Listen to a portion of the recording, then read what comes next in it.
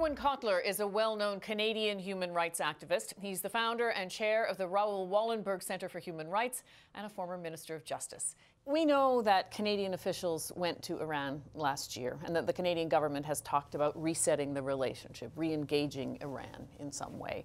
What can you tell us about where that actually stands now? Well, I think when we talk about re-engaging, we sometimes think of it in terms of re-engaging with the government. I think what's always important, and we should always bear in mind, is the need to engage and re-engage with the Iranian people. It is the Iranian people who've been themselves the targets of mass domestic repression, which found expression in the protests in December. So yes, we have to engage with the government of Iran because they are the government, but that engagement should be holding them to account. And we should be also engaging with the people of Iran so they know that they are not alone, that we stand in solidarity with them in their struggle for human rights. So in that regard, how do you view the way Canada has dealt with the situation and the human rights abuses particularly? Well, you know, Canada was at the forefront of initiating a United Nations General Assembly resolution, an annual resolution on the human rights situation in Iran. We've also held Iran to account with respect to human rights abuses, but there are things that we need to do now. Number one, for example, we have political prisoners in Iran with a particular Canadian connection, among others Saeed Malangpour, who's now in his 9th year of imprisonment on trumped-up charges. Here's a case and cause that we have to champion, let alone the more recent death of an Iranian-Canadian professor whose case and cause should also be on our agenda. So there is the issue of political prisoners in Iran, and one who's been championed by many in Canada, civil society and the like, has been the Ayatollah Bourgedi, who's known as the Mandela of Iran, a heroic figure who has advocated for separation of religion and state, advocated for minority rights, advocated for the Baha'i, and yet has endured 11 years of tortures, imprisonment for such advocacy. So these are the people that should be at the forefront of our involvement.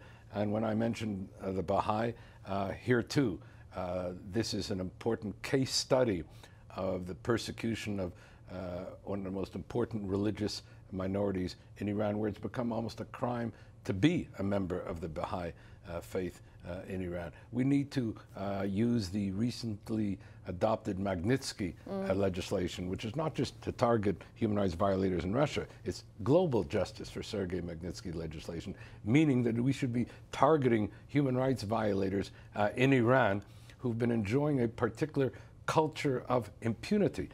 As we meet, it's the 30th anniversary of the mass killings in 1988 of Iranian dissidents. Not only has no one been held accountable for that, not only have we just received evidence of the fact that desecration and obliteration of the graves of those who were murdered 30 years ago, but people involved in their murder were promoted in Iran. I want to ask you about that culture of impunity, but let me ask you this first. Has Canada been forceful enough? Because critics have suggested that Canada has not, that often the comments from the foreign minister or have come too late.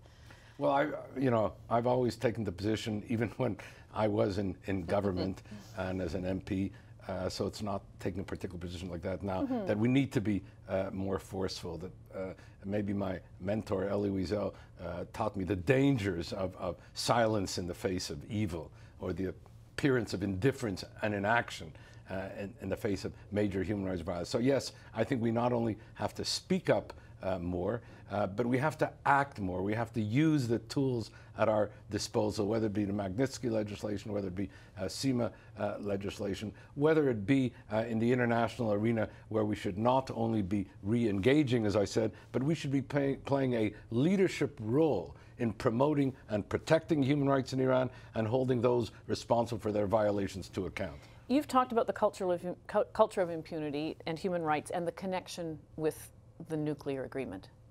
What is the connection that you see between the two? Yeah, I see a direct nexus in two ways.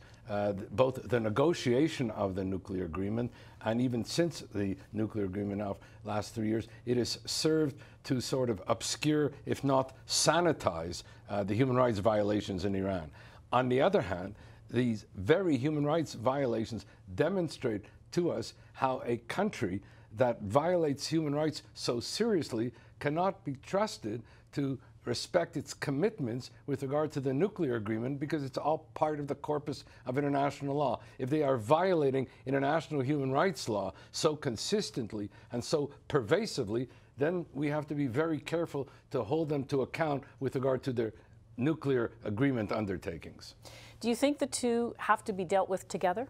Yes, I think they have to be dealt with together. In fact, I've always looked at Iran in terms of what I call the nexus of the five-fold threat. The nuclear threat, Iran as the leading state sponsor of global terrorism, the hegemonic threat in terms of its regional belligerency in the Middle East, the incitement threat, state-sanctioned incitement to hate, if not genocide, and of course, and the last of the five, the massive domestic repression. There's a nexus to all five. Thank you very much for coming in to talk with me about this. Good speaking with you.